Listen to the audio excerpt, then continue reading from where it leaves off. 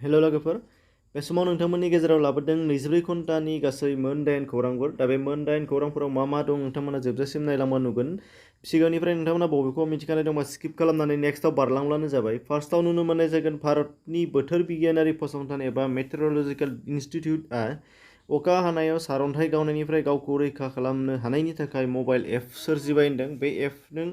सारअन्थाइ गावनायखौ 30 मिनिट सिगांनो मिथिनो हानाय जागोन होनदों बे एपआव एलार्ट खालामनानै होगोन होनदों बे एपनि मुङा जादों नोंथांमोना नुदों दामिनि एप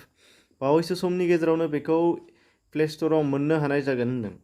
नेक्स्टआव नुनो मोननाय जागोन आसामाव देग्लाय दैबानाजों गोहोम खोख्लैजानाय सुबुंफोरा 48 लाख जाहैबाय होनदों आरो गासै 30 जिल्लाफोराव दै साग्लोबबाय आरो थैनायनि बिबाङा गासै 66 सा जाहैबाय बेनिफ्राय नुनो मोननाय जादों मेघालयआव सासे 50 बोसोर बैसोनि आइजोआ थाखो 12 एबा हायार सेकेन्डारि बोर्ड आनजादखौ उथ्रिनो हादों बिथांनि मुङा नुनो मोननाय जादों नोंथांमोनहा लकेन्टिउ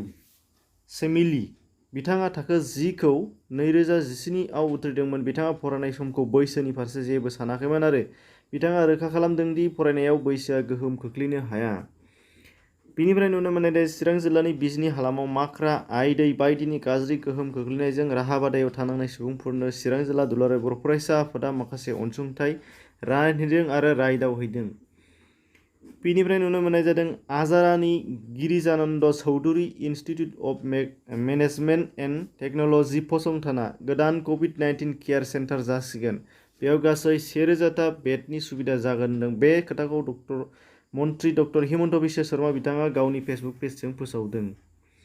बिनिफ्राय नुनो मोननाय जादों बिहारनि सतारघाट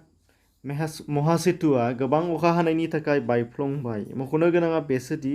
बे दालांखौ 29 सान सिगांल' बेखेवनाय जादोंमोन आरो बेखौ 2012 मायथाइनि एप्रिल दानाव लुजेनदोंमोन आरो 8 बोसोर उनाव जाफुंदोंमोन बेनि लावथाइया 1.4 किल'मिटार बेनि खरसाया जादोंमोन 264 कौटि रांमोन नाथाय 29 साननि गेजेरावनो बेबायदि दुखुनांथाव जाथायै बे दालाङा बायफ्लंदों बेनिफ्राय नुनो मोननाय जागोन मुंदांखा अर्गेनिक साहा फालांगिरि बिथां तेनजिं बड'सा बिथाङा इउपिपिएल राजखान्थियारि हान्जायाव जयेन जाबाय अर्थात मदद खालामबाय होनना बुंदों बेनिफ्राय नुनो मोनगोन आसामनि ट्रेन्सपर्ट बिफानाव साख्रि ओंखारदों गासै 225 सा जुनियर एसिस्टेन्टनि पस्ट बेथना 14,000 निफ्राय स्टार्ट जानानै 49,000 रां बैसोआ 18 निफ्राय 38 बोसोर रोंगौथिया जागोन ग्रेजुवेट आरो कम्पिउटारनि डिप्ल'मा थानांगोन होनदों आरो लास्ट डेट एप्लाइआ जागोन 8 आगस्तसिम बियो सोलिबाय थागोन गोसो गुदुं बिजाथिफोरा एप्लाइ खालामनो हानाय जागोन डिसक्रिप्शनाव लिंक होनाय जादों बेखिनि लोगो नोंथांमोन उननि भिडिअआव नोंथांमोनखौ नेगान थागोन होननानै आसा खालामबाय नायनायनि थाखाय साबायखर थाबाय एसेनोसै गोजोन्थों।